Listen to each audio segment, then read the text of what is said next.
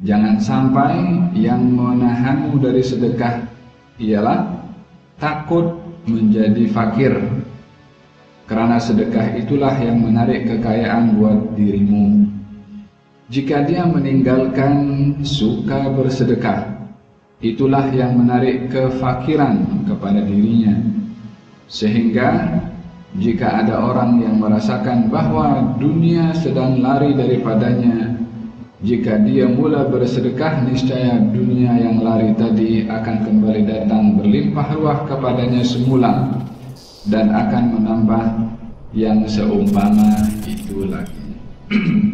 Berbicara tentang amalan sedekah, perlu saya perjelaskan tentang kalimat sedekah.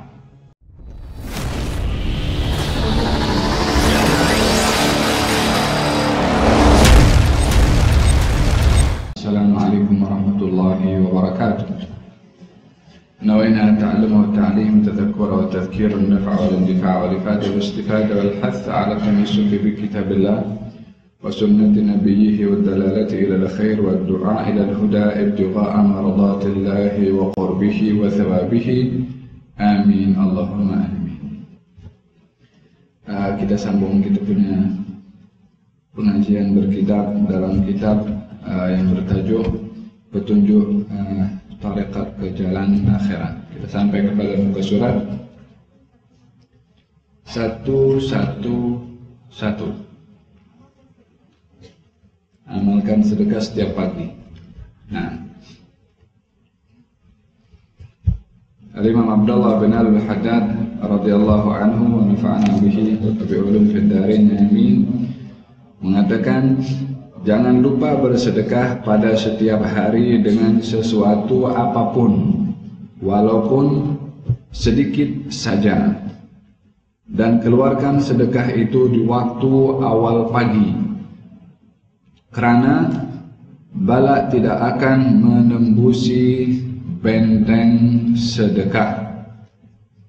Jangan suka hampakan orang yang datang meminta di pintu rumahmu, walaupun dengan memberi sebiji korma atau lebih kurang dari itu, karena itu adalah hadiah Tuhan kepadamu. Jika Anda tidak punya apa-apapun untuk memberinya, maka tolaklah dia dengan kata-kata yang manis dan lembut, dan boleh menjanjikan di lain kali. Bila Anda memberikan sesuatu kepada orang fakir miskin, maka lahirkanlah senyum dan gembiramu kepadanya, dan tunjukkanlah pada dirimu bahwa sebenarnya dia telah berbudi kepadamu, karena dia telah menerima pemberianmu yang sedikit itu, yang menyebabkan Anda akan menerima pahalanya yang besar, yang kalau Anda memberinya dunia dan seisinya semua sekali untuk mengganti pahala yang diberikan Tuhan, karena itu niscaya Anda masih terhitung untung. Ada berita yang warid mengatakan bahwa bersedekah suatu suap makanan akan diberikan pahalanya lebih besar dari gunung Uhud. Jangan sampai yang menahanmu dari sedekah ialah takut menjadi fakir, karena sedekah itulah yang menarik kekayaan buat dirimu. Jika dia meninggalkan suka bersedekah, itulah yang menarik kefakiran kepada dirinya. Sehingga jika ada orang yang merasakan bahwa dunia sedang lari daripadanya, jika dia mula bersedekah, niscaya dunia yang lari tadi akan kembali datang berlimpah ruah kepadanya semula, dan akan menambah yang seumpama itu lagi. Berbicara tentang amalan sedekah, perlu saya perjelaskan tentang kalimat sedekah. Di dalam Al-Quranul Karim, Allah Subhanahu wa Ta'ala menggunakan kalimat sedekah dengan hukum yang berbeza. Sedekah yang wajib dan sedekah yang sunnah. Sedekah yang wajib ini terbagi kepada dua bahagian. Yang pertama, zakat. Yang kedua, sedekah yang dinadarkan, maka akan menjadi wajib.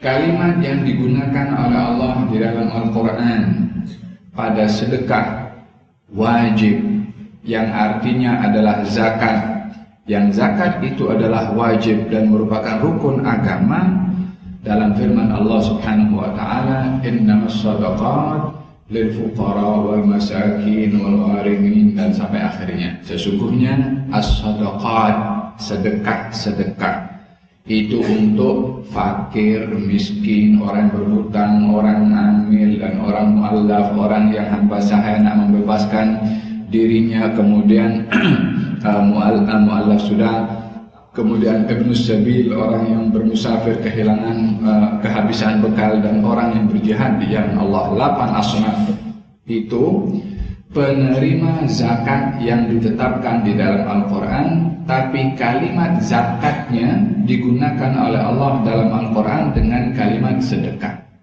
Innamas shadaqat, sesungguhnya sedekah, maksudnya zakat di situ. Saya perjelaskan hal yang sedemikian supaya seseorang biasanya kalau mengeluarkan duit dan memberikan kepada orang lain, bila mana yang dikeluarkan itu adalah sedekah zakat, maka ianya tidak sama dengan sedekah yang bukan zakat. Kalau sedekah zakat, maka ada niat tersendiri kepada zakat itu. Kalau sedekahnya sedekah bukan zakat, maka tak perlu ada niat apapun ketika mengeluarkan, maka ianya akan dianggap sebagai satu sedekah sunnah yang diganjar oleh Allah Subhanahu wa taala. Yang kedua, perbezaannya adalah sedekah zakat mesti jatuh kepada orang yang berhak menerimanya, yaitu daripada 8 asnaf tadi. Sementara sedekah bukan zakat boleh diberi kepada sesiapa sahaja, walaupun kepada orang kaya. Sebab bukan satu kewajiban pada sedekah yang bukan zakat. Ya, saya perjelas daripada dua istilah ini supaya kadang-kadang orang memberikan sedekah yang dimaksudkan adalah zakat. Kalau masukkan zakat, kena mesti ada niat ketika mengeluarkan, dan yang kedua adalah karena mesti jatuh ke tangan orang yang berhak untuk menerimanya. Tapi kalau sedekah itu bukan zakat, sedekah biasa, nak diberi kepada siapa sahaja, bahkan jatuh ke tangan orang yang kaya pun juga, tetap ianya akan dianggap sebagai satu sedekah. Jadi sedekah ini di dalam Al-Quran digunakan dengan dua hukum. Yang pertama zakat, sebagaimana ayat yang saya sebutkan tadi, dan juga yang kedua adalah sedekah yang bersifat sunnah. Sedekah yang bersifat sunnah seperti apa itu, in kana dzu usratin fanadharatun ila maisarah. Kalau orang yang berhutang itu dalam kesusahan untuk membayar hutang, maka hendaklah orang yang memberi hutang itu mencari kemudahan kepada orang yang berhutang yang tak mampu bayar hutang. Wa antasaddaqu khairul lakum. Kalau kamu bersedekah kepadanya, menghalalkan hutang itu kepada orang berhutang yang tak mampu bayar hutang, maka demikian adalah kebaikan akan didapat oleh kamu. Wa antasaddaqu, yakni digunakan juga kalimat tasaddaqu, yakni bersedekah. Ini di dalam Al-Quranul Karim Allah menggunakan kalimat sedekah terkadang kepada zakat, sebagaimana ayat yang pertama saya bacakan, dan yang kedua adalah terkadang kepada sedekah yang sunnah, yang itu adalah yang tak memerlukan kepada niat dan boleh diberikan kepada sesiapa sahaja. Baik, pembahasan kali ini adalah berkenaan dengan zakat yang sunnah. Berkenaan dengan zakat, Allah, jelas pula, sedekah yang sunnah. Saya ulang ya, Pembahasan kali ini berbicara tentang sedekah yang sunnah. Kalau zakat ada yang sunnah, zakat wajib memang ya.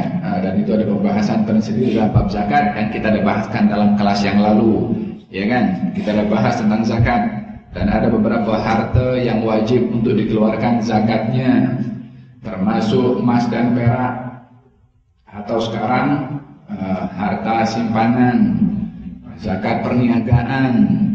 Kemudian zakat rikaz, harta karun yang dijumpai, ma'din, kekayaan bumi daripada emas dan perak, az-zuru' wath-thimar, dan juga tanaman serta buah-buahan. Buah-buahan terhad kepada anggur dan korma. Adapun az-zuru', tanaman, adalah tanaman biji-bijian yang menjadi makanan pokok seperti beras, gandum dan seumpamanya. Ini jenis-jenis barangan yang wajib untuk dikeluarkan zakatnya, dan masing-masing ada dia punya syarat. Masing-masing ada dia punya syarat, dan setiap muslim, mukmin, mukminah, muslimah hendaklah mengetahui hukum zakat, disebabkan oleh karena zakat bahagian daripada rukun Islam. Punya duit kena mesti tahu bahwasanya pada duit itu ada hak orang lain, bila mana mencapai batasan tertentu yang wajib untuk dikeluarkan zakatnya. Jangan hanya cuma suka simpan duit, tak tahu hak orang lain pada duit yang diberi oleh Allah Subhanahu wa ta'ala. Kalau tidak nanti akan bercampur kita punya duit dengan duit hak orang miskin yang kita makan tanpa kita sedar, disebabkan oleh karena kejahilan kita daripada ilmu tentang zakat. Faham dong? Kata baginda Rasulullah SAW, beliau bersabda bahwasanya inna hadzal amwal, yakni harta zakat ini,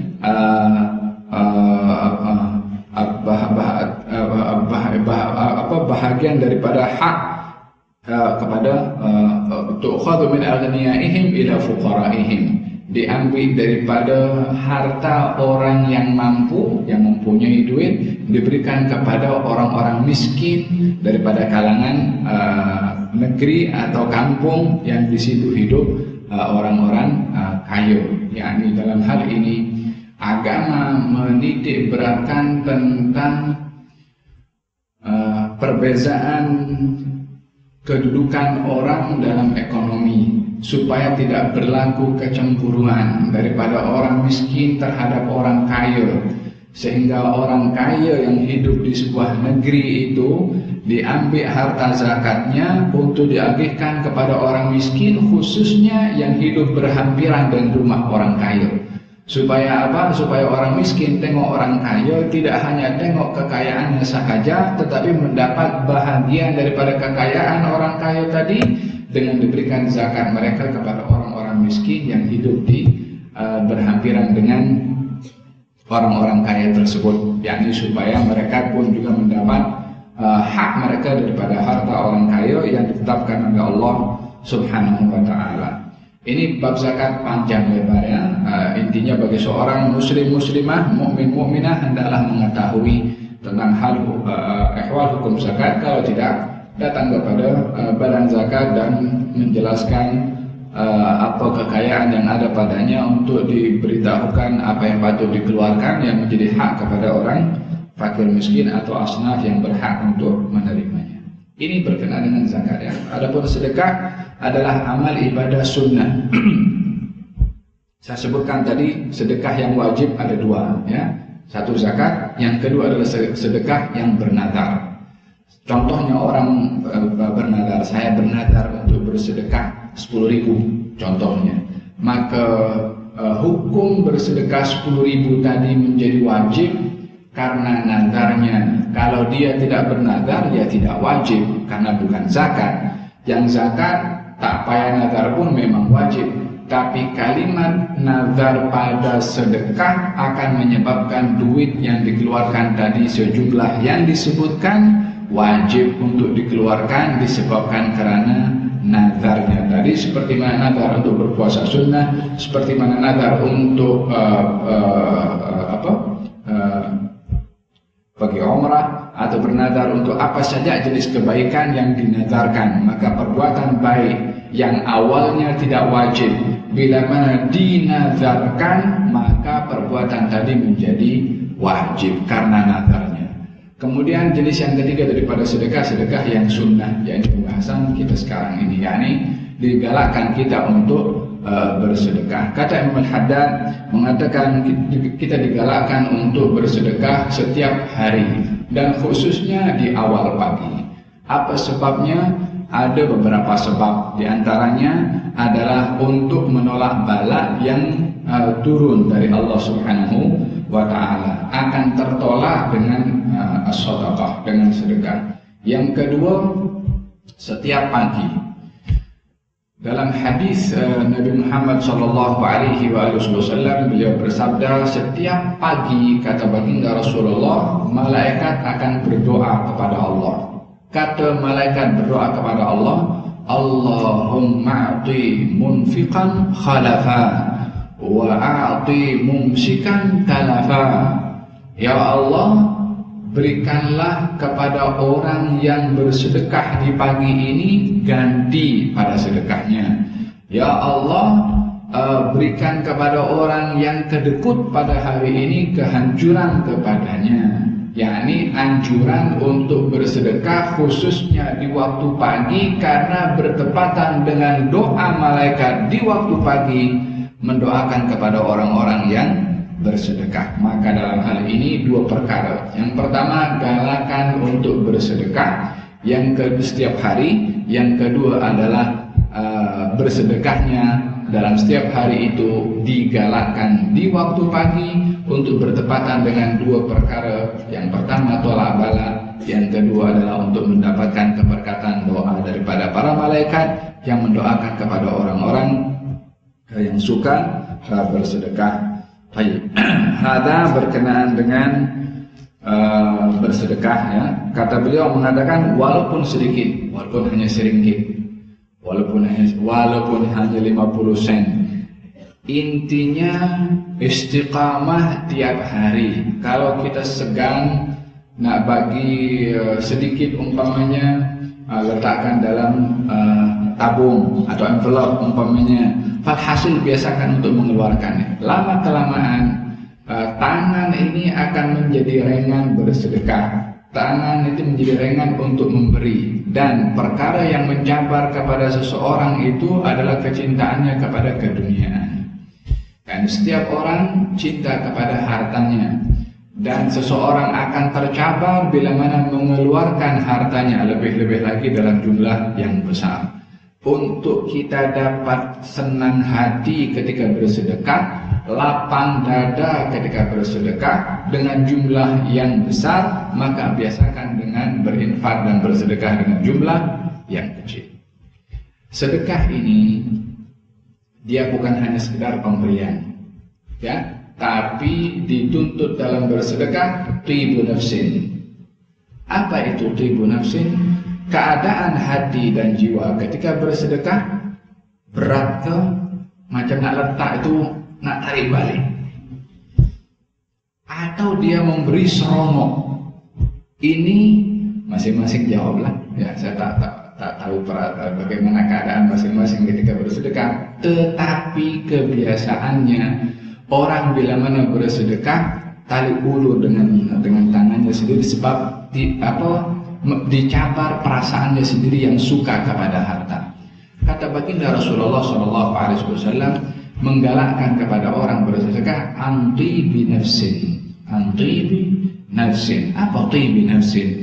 Keadaan hatinya itu seronok, lapang ketika bersedekah, ringan, tak ada beban ketika mengeluarkan duit untuk bersedekah. Itu perlu ada.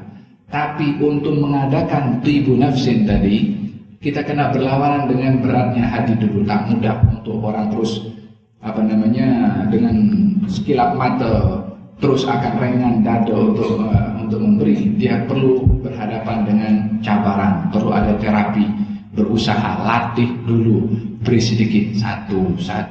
Lama-lama nanti naik sedikit, lama-lama naik sedikit. Akhirnya lapang dada ketika mengeluarkan duit, ya. anti binafsin. Jadi syarat bersedekah itu sendiri bukan hanya sedekahnya dan emonnya, bukan hanya itu saja, tetapi keadaan hati ini dengan Allah Subhanahu wa Ta'ala ketika mengeluarkan sedekah. Adakah kita berat ketika mengeluarkan, atau kita merasa gembira ketika bersedekah di jalan Allah Subhanahu wa Ta'ala? Nanti akan jelaskan oleh Al-Haddad dalam bacaan yang kita baca sebentar tadi, macam mana adab orang bersedekah. Bukan biasanya orang bersedekah merasa berjasa kepada si penerima sedekah, tapi jarang sekali berpikir orang yang menerima sedekah lebih berjasa kepada yang bersedekah. Walaupun realitinya begitu, yang menerima lebih berjasa kepada yang memberi. Hakikatnya begitu, walaupun praktikalnya berbeza. Yang bersedekah merasa berjasa kepada yang menerima sedekah. Nanti kita akan tengok bagaimana Al-Haddad mengupas di sini. Kata beliau mengatakan,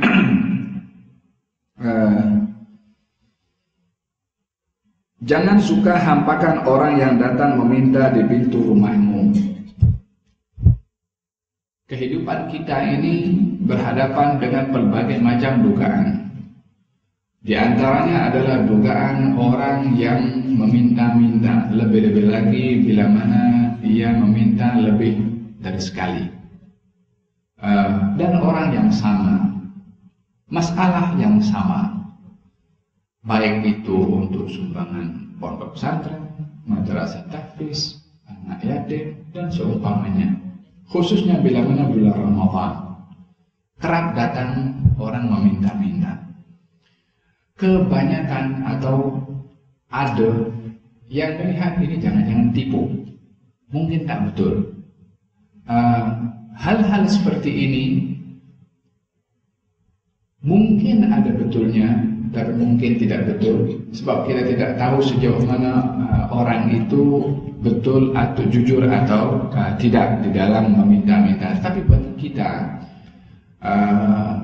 yang dituntut atau yang diminta, hak kita memberi atau menolak dengan lemah lembut, tetapi tidak boleh menuduh tuhmat kepada orang lain dengan dusta, melainkan kita dapat memastikan tentang tidak benarnya orang tersebut. Di dalam syair mengatakan, la tas'alanna bani adama hajatan was'alil ladzi abwabuhu la turjabu. Janganlah kamu suka meminta kepada anak-anak Adam, tetapi mintalah kepada zat yang pintunya tidak pernah ditutup, yakni Allah Subhanahu wa ta'ala. Allahu yarghabu hina tarakta su'alahu wa bani adama hina yus'alu yarghabu. Allah akan marah kalau tidak ada yang meminta kepada Allah, tapi manusia akan marah bila mana banyak diminta oleh orang lain. Diajak untuk kita meniru akhlaknya Allah, perbuatannya Allah, untuk tidak marah kepada orang yang suka meminta. Dan tidak pun juga kita mesti tertipu dengan banyaknya orang meminta.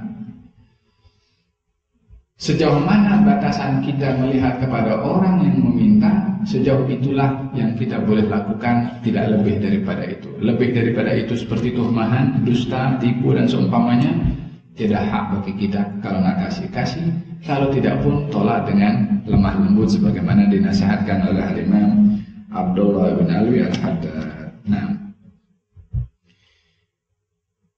Allah Subhanahu wa ta'ala berfirman, wa ammasaila fala tanhar. Adapun orang yang meminta-minta, jangan kamu hardik, jangan kamu tengking, jangan kamu marah kepadanya. Di dalam Al-Quranul Karim Allah Subhanahu wa ta'ala berfirman, ya ayyuhalladzina amanu la tubtilu sadaqatikum bil manni wal adha kalladzi yunfiqu malahu ria'an nas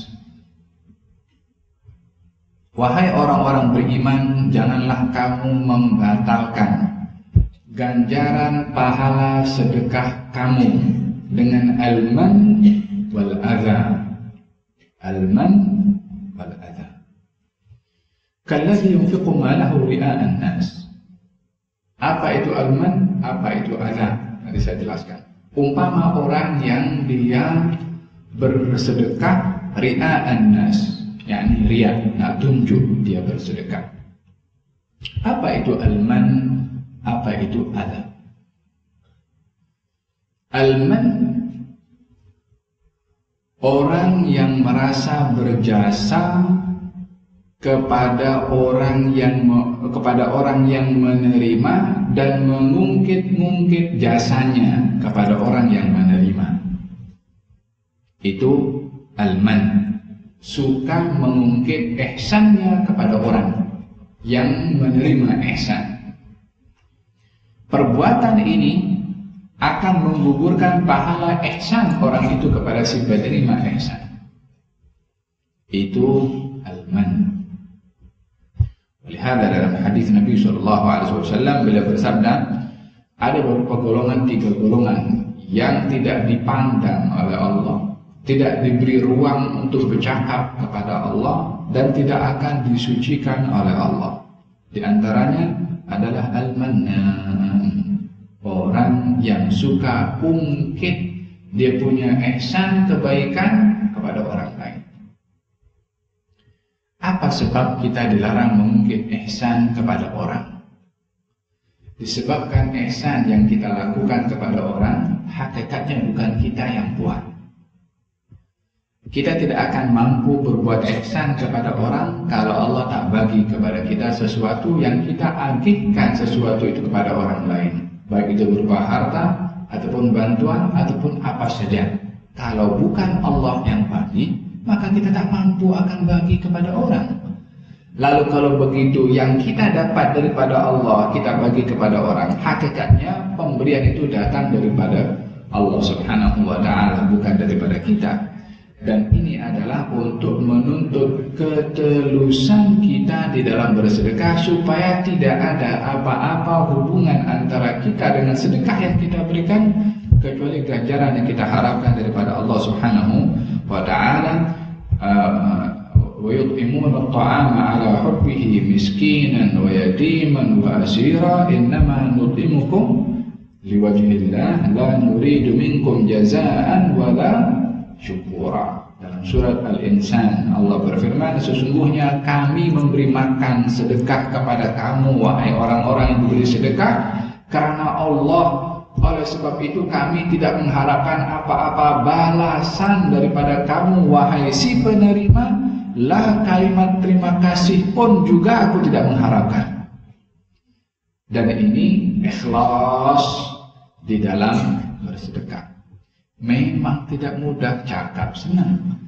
Kalau sudah sampai kepada peringkatnya yang mengatakan tak tahu terima kasih atau tak ingat budi atau macam-macam kalimat. Sebetulnya kalau seseorang di dalam muamalahnya mengedepankan Allah Subhanahu wa ta'ala, maka keyakinan ini yang akan membantu dia terhalang untuk menggagalkan ganjaran puasa yang dia lakukan. La tubtilu shadaqatikum bil manni. Jangan kamu batalkan ganjaran pahala sedekah kamu dengan al-man, yakni mengungkit-ungkit. Yang kedua, al-adab, kata-kata yang menyakiti perasaan orang yang menerima. Biasanya akan berhadapan dengan si penerima yang tidak sopan. Mungkin saja terjadi. Kadang-kadang dia mengatakan kerap datang, mungkin lagi-lagi kamu datang, lagi-lagi kamu datang. Atau kalau dia minta pemberian diberi sedikit, dia mengatakan apalah kamu, rumah kamu banglu bagi sedikit je. Contohnya lah kalau dia mengatakan begitu. Tidaklah kita menyikapi kepada orang yang seperti ini bila mana kita memberinya dengan kata-kata yang menyakitkan kepada si pemberi. Ingat bahwasanya pemberian itu pada hakikatnya adalah diberikan karena Allah, maka dia tak akan tengok lagi kepada si penerimanya itu macam mana. Oleh kata baginda Rasulullah SAW, beliau bersabda, sesungguhnya sedekah ini akan diterima oleh Allah sebelum jatuh ke tangan si penerima. yakni akan dikabulkan terlebih dahulu, akan diterima oleh tangannya Allah sebelum jatuh ke tangan orang yang menerimanya. Artinya apa? Supaya si penerima itu, kalau sudah Aisyah satu hari akan memberi duit itu jatuh, kemudian diambil, dibersihkan dengan kainnya sebersih-bersihnya, baru diberikan ke tangan orang miskin itu. Ketika ditanya oleh pembantunya kenapa, ya karena sedekah ini akan diterima oleh Allah terlebih dahulu oleh tangan Allah Subhanahu wa taala sebelum jatuh ke tangan orang yang menerimanya. Tadi aku tak mau duit ini kotor jatuh ke tangannya Allah Subhanahu wa taala. Ini bukan bermakna ada tangan Allah di situ sebelum tangan orang miskin. Saya tidak berbicara tentang fisik, tentang Allah Subhanahu wa taala. Allah tidak menyerupai sesiapapun daripada makhluknya. Kiasan cepatnya dikabul dari Allah pada amal ibadah sedekah sebelum jatuh ke tangan orang miskin. Orang yang beribadah korban, kambing atau lembu yang disembelih, itu jarak antara badannya dengan tanah begitu dekat.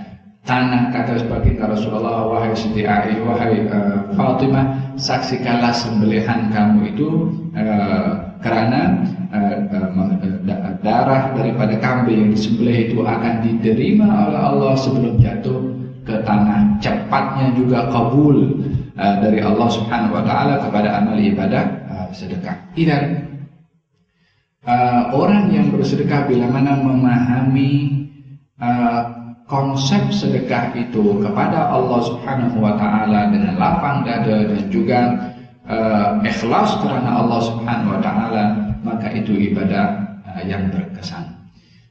Kembali kepada pembahasan al-adha tadi ya, al-adha, orang yang bersedekah kepada orang lain, janganlah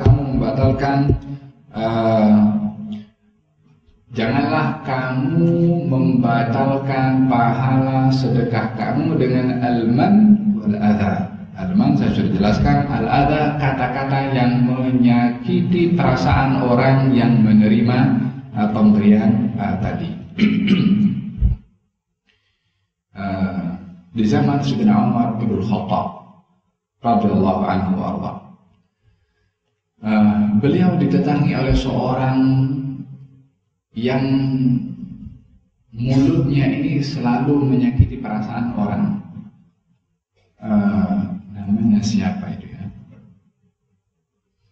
Saya ingat Uyaidah bin Husain wala Al-Hasan, salah seorang ingin jumpa dengan Sayyidina Umar bin Khattab, ingin meminta pemberian.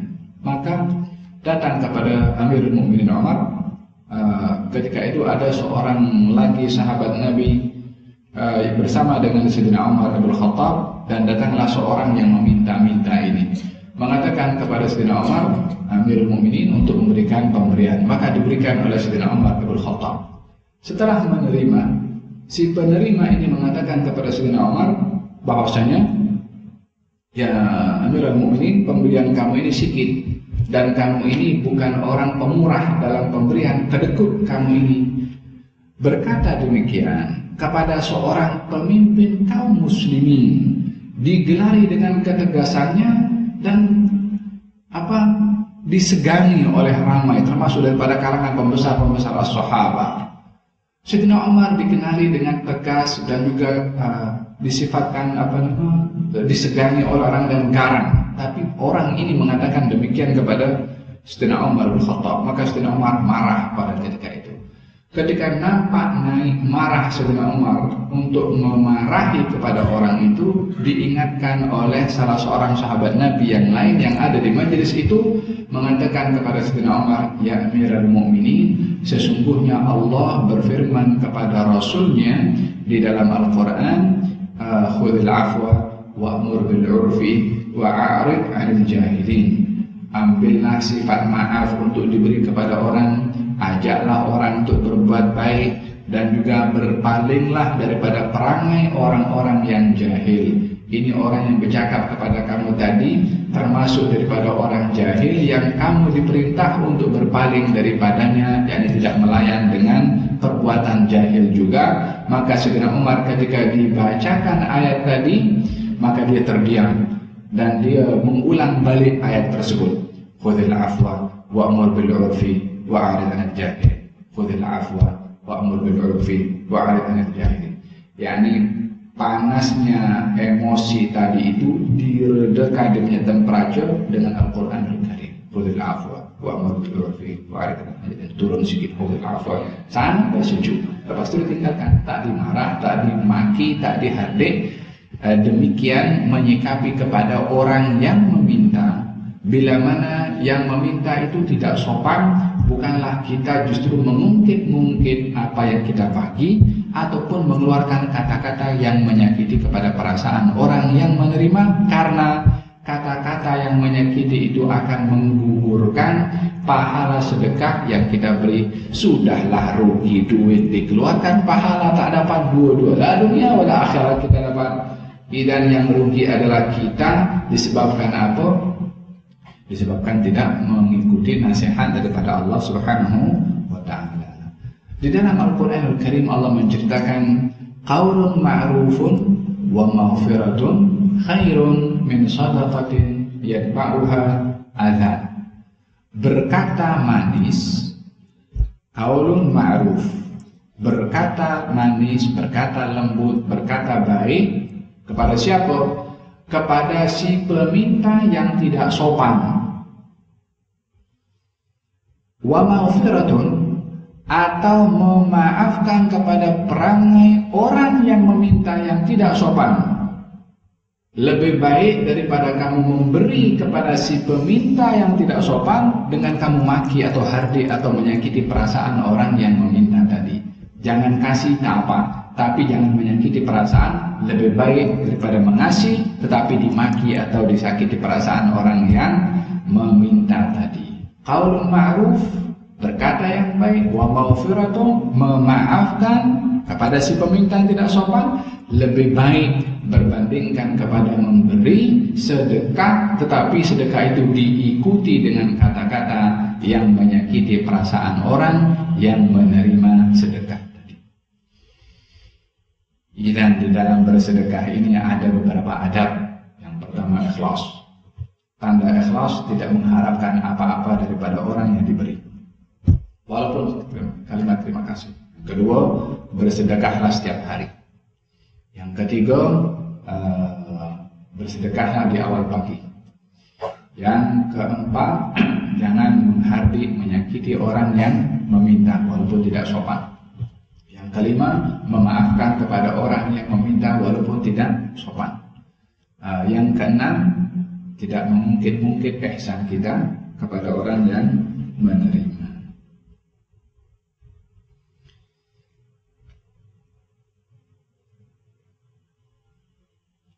Bila Anda memberikan sesuatu kepada, ini adab yang ketujuh. Bila mana Anda memberikan sesuatu kepada seorang fakir miskin, maka lahirkanlah senyum.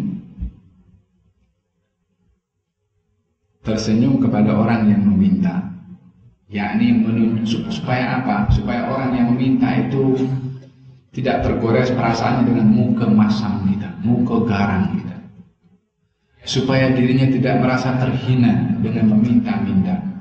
Ya, ada adab kepada orang yang meminta dan ada adab kepada orang yang memberi, yang bersedekah. Kalau kita berstatus sebagai peminta, maka hendaklah beradablah dalam meminta. Dan bila mana kita berstatus sebagai pemberi, maka beradablah dengan adab Nabi ketika memberi. Dalam meminta ini ada beberapa adabnya juga. Tak mudah orang di dalam agama dibenarkan untuk meminta. Kita kalau tengok beberapa hadis Nabi SAW, kerap kali Nabi melarang orang suka meminta-minta. Dan sampai Nabi bersabda dalam hadis, orang suka meminta-minta di dunia nanti di akhirat tidak punya ada daging pada mukanya, yang kiasan tidak punya malu. Di dalam hadis juga dinyatakan tidak boleh seseorang itu meminta-minta kecuali dalam keadaan terdesak dan miskin, dan kemiskinannya disaksikan oleh orang lain, baru dia boleh minta.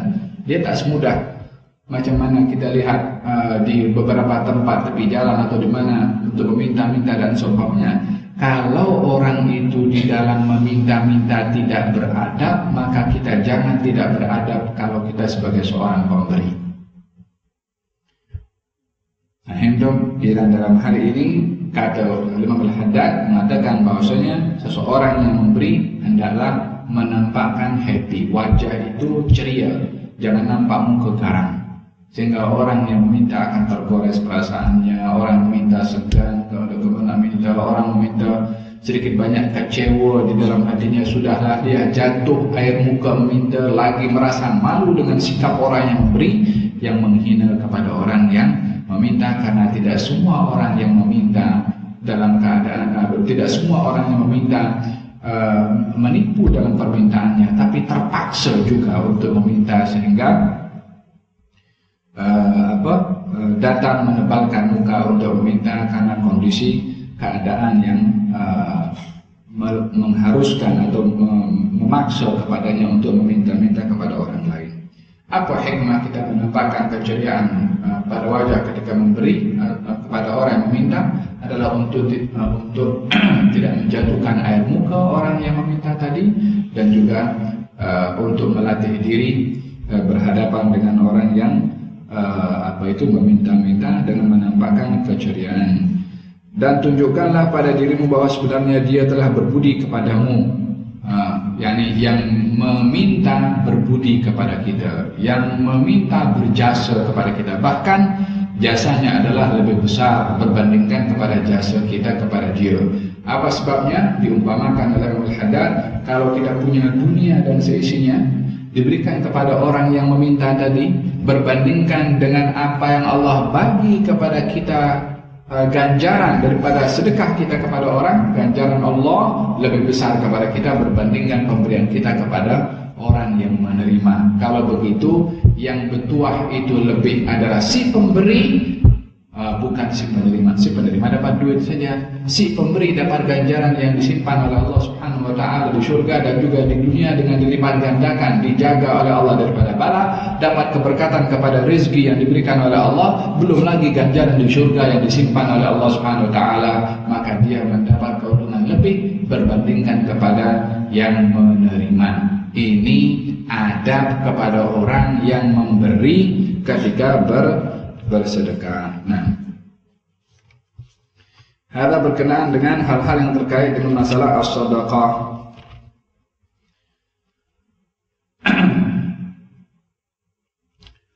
Jangan sampai menahan kamu daripada bersedekah karena takut miskin. Dahulu di zaman jahiliyah, orang membunuh anak-anak, khususnya anak perempuan, dan sebahagian juga anak laki-laki. Apa sebabnya? Karena takut tak mampu memberikan nafkah dan sedekah kepada anak-anak, maka dibunuh. Allah berfirman dalam Al-Quran, وَلَا تَقْتُلُوا أَوْلَادَكُمْ خَشْيَةَ إِمْلَاقٍ نَحْنُ نَرْزُقُكُمْ وَإِيَّاهُمْ. Jangan kamu bunuh anak-anak kamu karena takut miskin, karena kamu tidak mampu memberikan nafkah kepada mereka. Kami yang bagi rezeki kepada kamu dan juga kepada mereka. yakni kamu orang tua, mereka anak-anak. Yang memberi nafkah, memberi sedekah kepada anak-anak, hakikatnya adalah Allah Subhanahu wa ta'ala. Dalam ayat yang lain, jangan kamu bunuh anak-anak kamu min imlaq, disebabkan kamu miskin. Yang tadi, jangan kamu bunuh anak-anak kamu karena takut miskin. Miskinnya belum, kemudian dia risau. Ayat yang kedua, jangan kamu bunuh anak-anak kamu sebab kamu saat ini miskin. Subhanallah. Allah memberikan jaminan akan rezeki kepada orang yang takut miskin. Allah juga memberikan jaminan akan rezeki kepada orang yang miskin. Kurang apa apalagi jaminan daripada Allah Subhanahu wa taala.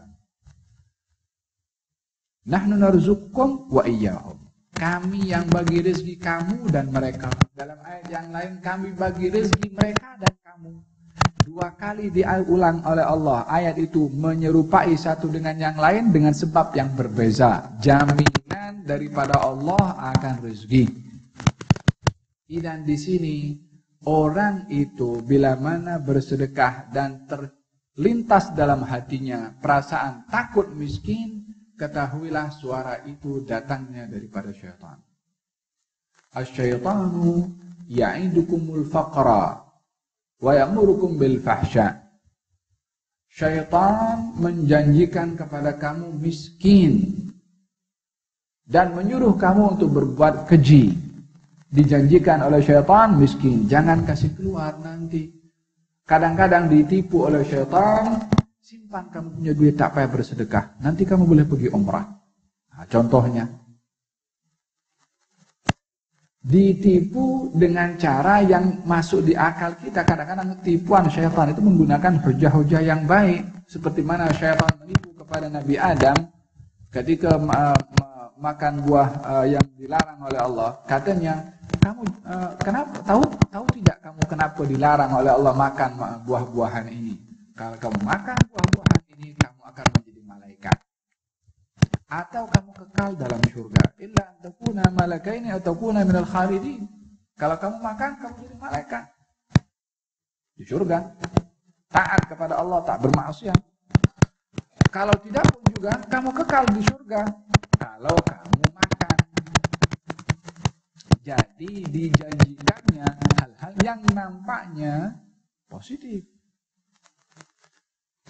Ketika dimakan, dia pun wallahi wa qasamahuma inni lahuma laminan nasihin. Syaitan bersumpah, demi Allah, wallahi saya ini penasehat kepada kamu berdua. Seburuk-buruk nasihatnya syaitan. Seperti mana didengari oleh Nabi Adam ketika itu nasihat. Bukan nasihat pun, kalau nasihat itu mesti baik. Tapi dikemas oleh syaitan kata-katanya yang buruk dengan kemasan yang baik. Jadi nampaknya baik macam nasihat. Dibuat oleh Nabi Adam. Ketika dibuat, terbuka aurat Nabi Adam dan Siti Hawa yang pada akhirnya dikeluarkan oleh Allah daripada surga. Terlepas daripada pembahasan Nabi berbuat dosa, pembahasannya panjang lebar. Tapi ini bagaimana yang saya tekankan, bagaimana tipu muslihat syaitan, tazyinul a'mal. Salah satu tipu muslihat syaitan menghiasi amal. Yang buruk dihiasi indah supaya nampak indahnya bukan nampak buruknya. Atau amalan baik dihalang oleh syaitan kepada seseorang, terkadang dengan menyuruh berbuat tidak baik atau berbuat baik yang kurang berbandingkan kepada amal baik yang lebih. Tipu muslihat syaitan macam-macam. Kata Imam Al-Busiri mengatakan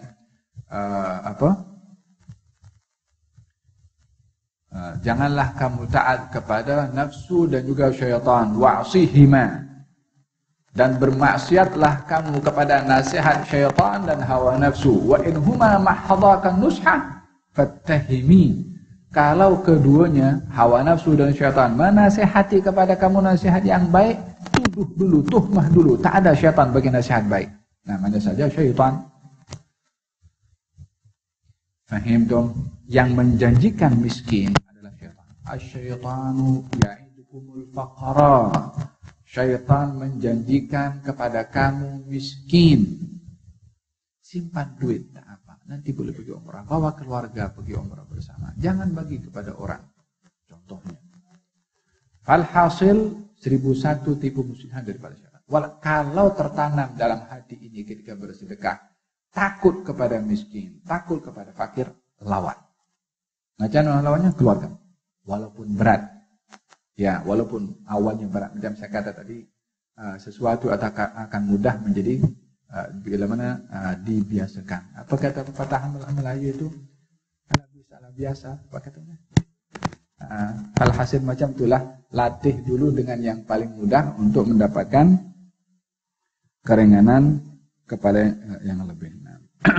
Karena sedekah itulah yang menarik kekayaan. Kata baginda Rasulullah SAW, "Ma naqasa malun min sadaqah bal yazdad bal yazdad bal yazdad." Tidak akan berkurang sedekah yang dikeluarkan, akan tetapi bertambah, bertambah, bertambah. 3 kali diulang oleh Nabi, kepada sedekah itu akan digantikan gantinya oleh Allah 3 kali. Bal yazdad, bal yazdad, bal yazdad. Akan bertambah, dan akan bertambah. Perlu juga di dalam bersedekah ini kita rahasia. Ya, di dalam bersedekah ini perlu rahasia. Apa maksud rahasia? Di dalam hadis Nabi SAW menceritakan tentang ada 7 golongan yang dilindungi oleh Allah di hari tiada perlindungan kecuali perlindungannya Allah Subhanahu wa taala. Di antaranya adalah orang yang bersedekah dengan tangan kanannya, tangan kirinya tak tahu. Dekatnya kanan dan kiri menunjukkan perbuatan sedekah itu dirahasiakan daripada sesiapa sahaja, sehingga tangannya sendiri tak tahu. Sedekah yang paling hampir kepada ikhlas adalah sedekah yang dilakukan secara rahasia. Ya. Walaupun bukan salah orang bersedekah dengan terang-terangan, tidak salah, selagi masih ikhlas dan tidak melihat pujian atau tidak mengharapkan pujian atau sanjungan ataupun apa-apa daripada orang lain, walaupun terang-terang. Seperti buat acara contohnya, nak bagi sedekah kepada anak yatim atau anak tahfiz, contoh saja, atau zakat, dan diambil gambar umpamanya.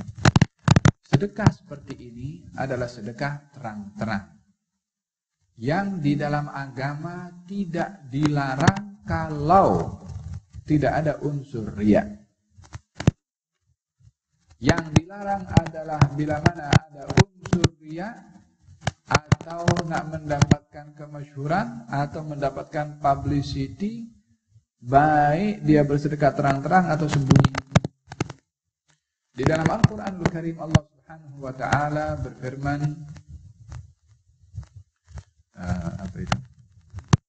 in tubdus sadaqat fa ni'ma hiya wa in tukhfuha wa tu'tuha al-fuqara fa huwa khairul lakum. Kalau kamu zahirkan sedekah kamu, maka hal yang demikian adalah baik. Wa in tukhfuha, tapi kalau kamu sembunyikan, ianya lebih baik. Jadi antara baik dan lebih baik di dalam bersedekah. Kenapa bersedekah secara senyap-senyap lebih baik? Karena lebih hampir kepada ikhlas. Tak terdedah untuk mengharapkan publicity atau pujian kepada orang. Tapi bersedekah secara terang-terang terkadang menjadi baik atau lebih baik bila mana ditujukan untuk mengundang orang lain meniru sama perbuatannya. Dan semua kembali kepada niat. Apa yang diniatkan ketika bersedekah terang-terang? Kalau sedekah terang-terangannya adalah riya dan mendapatkan publicity, maka tidak menjadi kebaikan kepada sedekah yang seperti itu. Dan dalam hal ini, adab di dalam bersedekah adalah bersembunyi. Lebih-lebih lagi bila mana yang diberi sedekah itu orang yang bukan orang yang jenis meminta-minta, ya, orang yang dia ada kedudukan atau orang yang tekun dalam agama, orang yang menjaga marwahnya. Bila mana ingin memberi sedekah, hendaklah menjaga air muka orang yang bersedekah.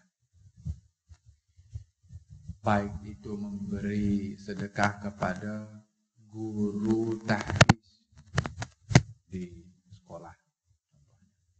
Nah, jangan tunjuk depan orang macam itu. Dia bukan minta-minta itu. Punya Al-Quran lebih mulia 1000 kali daripada yang memberi. Sehingga dengan diberi depan orang macam itu, dia akan merasa, aku tak minta. Tapi merasa dia akan diberikan secara di depan orang, akan menyebabkan seakan-akan dia meminta-minta kepada orang. Ini perlu dijaga air muka orang yang diberi sedekah, karena tidak semua orang yang diberi sedekah termasuk daripada orang yang miskin dan meminta-minta. Mungkin orang akan memberi karena menghargai jasa baiknya dan seumpamanya, maka diberikan. Bila mana ingin memberinya, berilah dengan cara menjaga air muka orang yang memberi.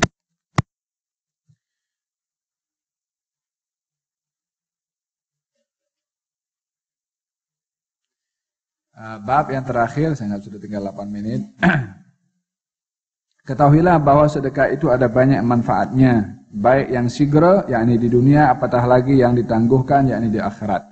Di antara manfaat yang segera, yakni di dunia, dia akan menambah rezeki, memanjangkan umur. Nah, sedekah ini satu, menambahkan rezeki. Yang kedua, memanjangkan umur. Yang ketiga, menjauhkan dari mati yang celaka, yakni su'ul khatimah. Yang keempat, menyebabkan kesehatan badan, serta menambah keberkatan pada harta yang disedekahkan itu. Adapun manfaat yang ditangguhkan, yakni di akhirat, dia akan memadamkan dosa sebagaimana air memadamkan api di dunia, dan dia akan dilindungi dengan suatu teduhan di hari kiamat, dan menjadi tabir dari seksa, dan lain-lain lagi dari banyak manfaatnya. Wa may yatadzakkaru illa man yunib, tiada yang mengambil ingatan atau peringatan melainkan orang-orang yang sedar. Kata baginda Rasulullah sallallahu alaihi wasallam, as-sadaqatu, sedekah itu tutfi'u, akan memadamkan murkanya Allah seperti mana air memadamkan api. Dalam hadis Nabi sallallahu alaihi wasallam demikian. Manfaat yang didapat oleh orang yang bersedekah itu ada dua. Di dunia dengan dijaga hartanya, yakni dipelihara oleh Allah Subhanahu wa taala. Harta yang disedekahkan kepada orang lain, dipelihara dalam bentuk harta itu diberkati, dipelihara dalam bentuk harta itu bila mana dikongsi dengan orang lain pun juga orang lain dapat manfaat. Dalam satu hari dalam hadis Nabi SAW diceritakan tentang orang bersedekah. Katanya, hari ini aku mesti bersedekah. Dia pergi ke pasar bagi sedekah. Ternyata sedekah ini jatuh ke tangan seorang pencuri. Dia pun mendapat tahu kalau orang yang diberi semalam adalah seorang pencuri. Katanya, Allah, aku nak bagi kepada orang miskin, jatuh ke tangan pencuri. Katanya, aku akan ganti sedekah semalam untuk aku beri kepada orang lain. Maka esok harinya dia bagi kepada seorang, diberi kepada seorang perempuan. Ternyata perempuan itu seorang, maaf cakap, pelacur. Allah, aku nak bagi kepada orang yang baik, jatuh ke tangan orang yang tidak baik. Hari ketiga dia bagi lagi sedekah, jatuh ke tangan orang kaya. Tapi orang kaya itu kedekut. Maka dia pun dapat sedekah tadi.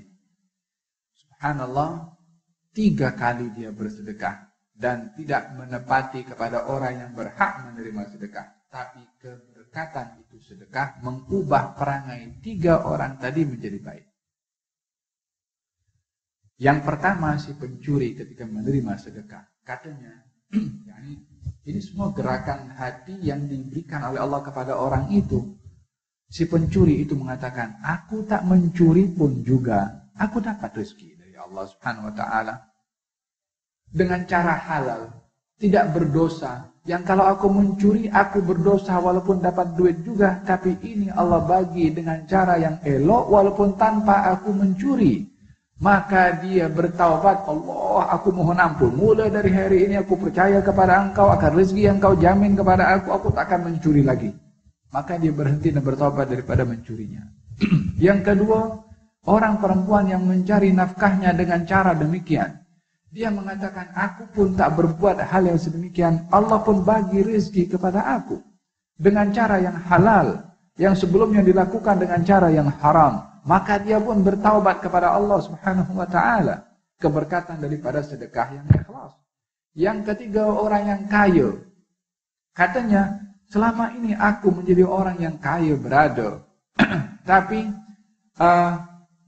ditegur karena kekayaan yang ada padanya itu hanya dikongsi oleh dirinya sendiri, tidak dikongsi kepada orang lain dengan bersedekah. Maka teguran itu menunjukkan kedekutnya orang kaya itu. Maka dia pun sedar dan juga mengeluarkan sedekah untuk orang lain.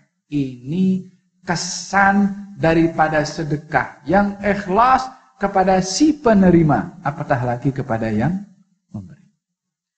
Tapi untuk mendapatkan keberkesanan sedekah kepada si penerima, si pemberi pun juga karena mematuhi adab-adab dalam bersedekah sebagaimana dijelaskan di awal tadi. Ikhlas, tidak menuntut pujian, dengan lemah lembut, dengan menampakkan keceriaan, dengan sembunyi, dengan tidak menyakiti perasaan, dan adab-adab yang sudah disebutkan sebentar tadi. Wallahu ta'ala a'lam bishawab. Ada yang bertanya? Maaf, hari ini kita bahas sedikit saja asal penghabisan daripada bab yang sebelumnya berkenaan dengan masalah az-zakah. Bab yang berikutnya berkenaan dengan Ramadan. Kita dah lepas Ramadan baru nak bahas. InsyaAllah menjadi satu harapan untuk kita jumpa Ramadan pada yang akan datang. InsyaAllah. Ada yang bertanya?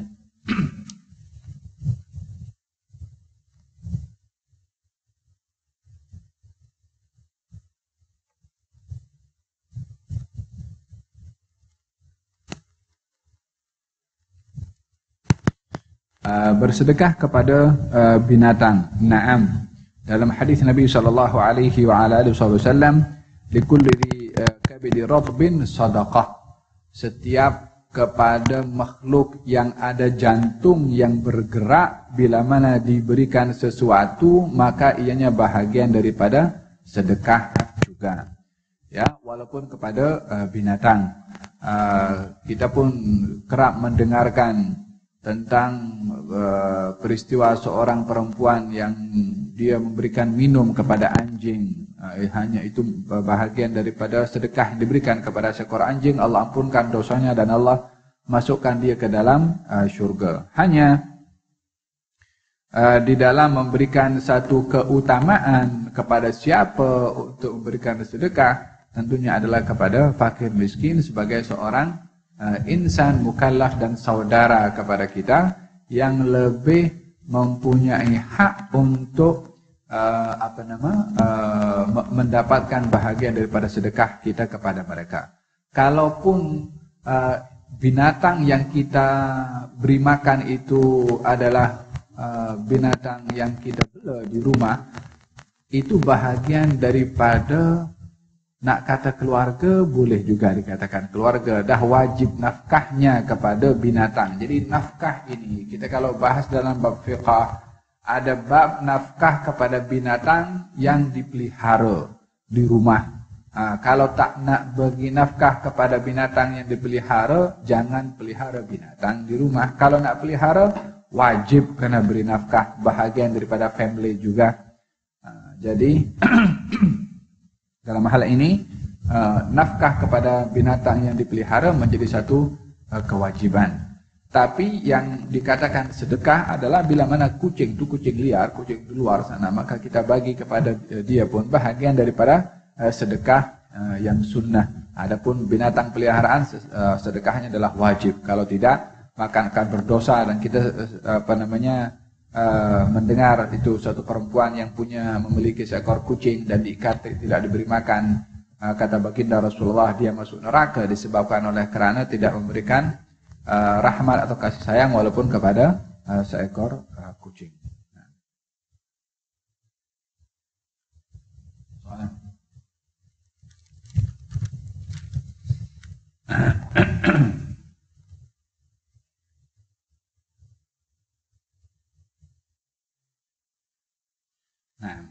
Barakallahu fiik. Al-Mannan ialah orang yang mengungkit-ungkit jasanya. Bagaimana dengan nama Allah Subhanahu wa taala yang dinamakan Al-Mannan? Barakallahu fiik. Soal jayyid. Salah satu nama Allah Subhanahu wa taala Al-Mannan.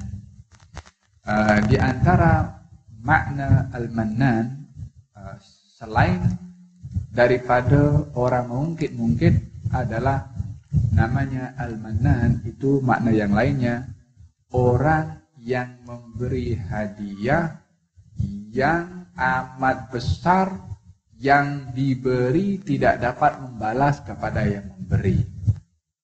Itu Al-Mannan. Sama juga jasa baik, ya. Oleh karena nama Allah Al-Mannan yang memberi pemberian yang tak boleh untuk dibalas, itu nama Allah Subhanahu wa taala. Manusia tidak boleh mempunyai sifat atau menandingi Allah pada sifatnya, sehingga kalau dia memberikan kepada orang, merasa berjasa kepada orang. Yang punya jasa hanya Allah saja. Maka tak boleh ada manusia menyaingi Allah pada sifatnya Allah. Justru nama Al-Mannan itu menjadi milik Allah, tak boleh kepada manusia. Oleh sebab itu dilarang manusia mengungkit-ungkit ihsannya, karena itu adalah haknya Allah Subhanahu wa taala pada namanya Al-Mannan. Ya.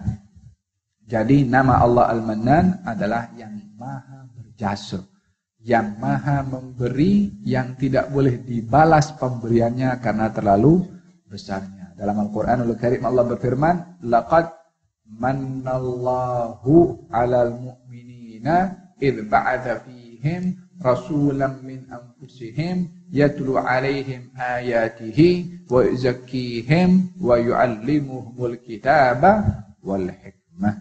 Laqad mannallah. Kalimat manna itu Allah memberikan anugerah yang tak boleh dibalas. Apa anugerah yang tak boleh dibalas? Diutusnya seorang Rasul. Maka kalimat manna itu adalah nama kepada kata kerja yang menunjukkan nama Allah Subhanahu wa taala Al-Mannan. Manna itu kata kerjanya. Al-Mannan yang berbuat kerja itu, yaitu Allah Subhanahu wa taala. Barakallahu fikum. Ada yang bertanya? Baik, kalau tidak ada, insyaallah kita sambung pada kelas yang akan datang. Allahumma inna nas'aluka ilman nafi'a wa rizqan wasi'a wa 'amalan mutaqabbala. Na'udzubika min ilmin la yanfa' wa min qalbin la yakhsha' wa min nafsin la tashba' wa min da'watin la yustajabu laha. Allahumma faqihna fid din wa 'allimna at-ta'wil. Allahumma inna na'udzubika min ilmin la yanfa' wa min qalbin la yakhsha' wa min nafsin la tashba' wa min da'watin la yustajabu laha. Allahumma inna nas'aluka ilman nafi'a wa rizqan wasi'a wa 'amalan mutaqabbala. ربنا لا تزغ قلوبنا بعد إذ هديتنا وهب لنا من لدنك رحمة إنك أنت الوهاب يا مقلب القلوب والأبصار ثبت قلوبنا على دينك ربنا آتنا في الدنيا حسنة في الآخرة حسنة وقنا عذاب النار وأدخلنا الجنة مع الأبرار يا عزيز يا غفار يا أرحم الراحمين من غير سابقة عذاب ولا عتاب ولا فتنة ولا حساب ولا توبيخ ولا إقاب برحمتك الراحمين. صلى الله على سيدنا محمد وعلى آله وصحبه وسلم.